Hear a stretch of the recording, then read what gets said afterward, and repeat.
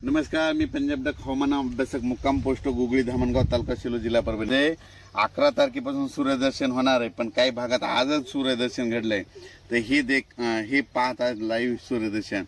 राज्यातील आजपासून परत शेतकऱ्याला खास करून अंदाज, कालच एक अंदाज दिला होता, पण परत एक अंदाज खास करून कशामुळे द्यायचा की राज्यामध्ये आता शेतकऱ्याच्या मूग काढणीस आलेलं आहे.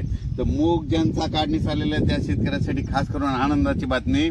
तुम्ही काय करा, 19 तारखेपर्यंत 19 ऑगस्ट पर्यंत तुम्ही तुमचे मूग काढून घ्या. कारण की राज्यामध्ये 20 ऑगस्ट ते 2 सप्टेंबर दरम्यान राज्यात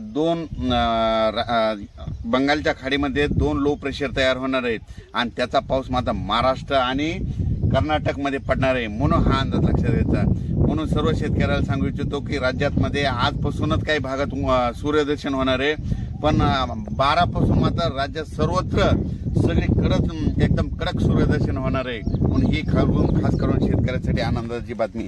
राज्यातील सर्व शेतकऱ्याला सांगू इच्छितो की राज्यामध्ये आज 10 आणि 11 आणखीन 2 दिवस थोडा भाग बदलत थोडे सरी येणार आहेत. म्हणून हा अंदाज लक्षात घ्यायचा.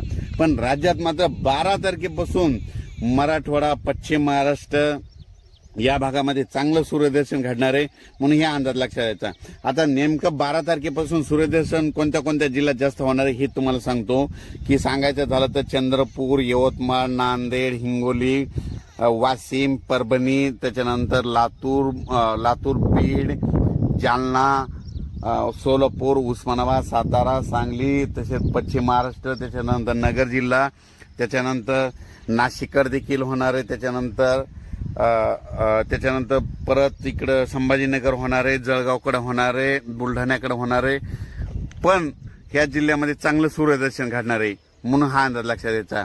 बरेच डाळिंब शेतकऱ्याचे फोन आले होते की त्यांना म्हणजे उन्हाची गरज आहे, म्हणजे त्याच्यामुळे त्यांच्यासाठी खास करून डाळिंब शेतकऱ्यासाठी ही खास करून आनंदाची बातमी.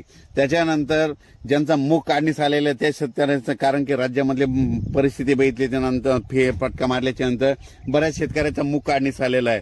तर ह्या म्हणजे आता 10 दिवस सूर्यदर्शन भेटणार आहे आणि त्या शेतकऱ्याचे मूग सुखरूप घरी येणार आहेत. म्हणून खास करून त्यांच्यासाठी देखील आनंदाची बातमी. 20 ऑगस्ट पासून ते 2 सप्टेंबर दरम्यान बंगालच्या खाडीमध्ये 2 लो प्रेशर होणार आहे आणि त्याचा पाऊस मात्र कर्नाटक आणि महाराष्ट्रामध्ये चांगल्या स्वरूपाचा पडणार आहे. अचानक वातावरणात बदल झाला तर लगेच एक मेसेज दिला जाईल. धन्यवाद.